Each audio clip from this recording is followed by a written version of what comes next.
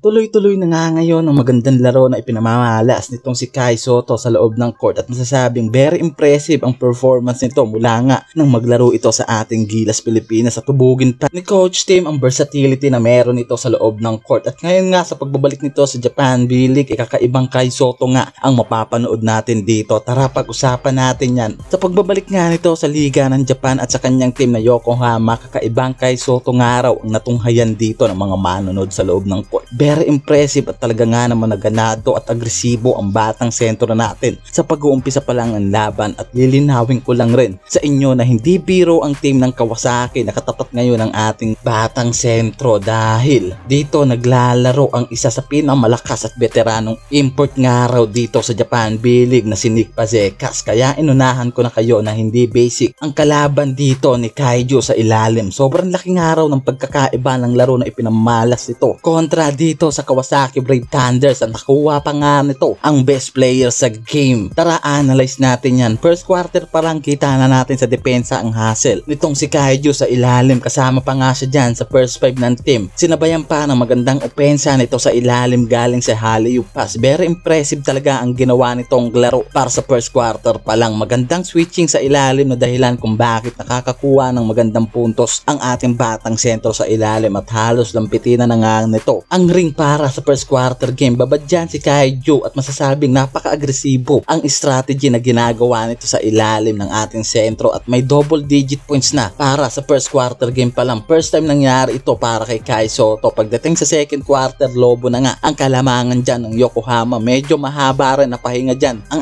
ating sentro dyan na si Kai Sotto. Under 5 minutes kumuha agad ng puntos dyan sa ilalim at masasabing talaga nga naman na nagbunga ng maganda ang pagpapractice nito para sa Gilas at nagamit nga nito ng tama ang turo ni Coach Tim at na-adapt niya ito para magamit nga sa Japan B-League at talaga nga naman na napaka-epektibo ng ginagawa nito sa ilalim. At mukhang nakita ng Yokohama kung paano gamitin ng tama itong si Kai Sotto sa ilalim. Kita natin sa paano nga ginagawa nito ang switching na napakaganda sa ilalim at masasabi natin na talagang napaka-epektibo ng ginagawa ni Kaiju dito sa ilalim, and we can say na talagang malaking pagbabago sa laro ang nangyari at natunghayan natin dito sa laban na to. Nakakuha pa nga ng hookshot ito pero sablay at yan at lobo na rin sa 28 ang kalamangan dyan ng Yokohama sa halftime break. Pagdating ng third quarter ay grabe ang laruan na pinakita dito ni Kaiju. Sa ilalim pa lang ay makikita na natin ang pagiging agresibo nito sa ilalim, depensa at opensa at magandang switching nito sa ilalim. Mas masasabi natin malaki pa ang tsansa na mas mag-i-improve pa ang laro nito sa ilalim. And under 8 minutes in the game, kita natin ang magandang pag-iwas nito sa box out sa ilalim at malaking bagay yan sa laro nito sa ilalim na dahilan para nga mas lalo pang mahirapan ang mga contender nito sa ilalim at nakita naman talaga natin yan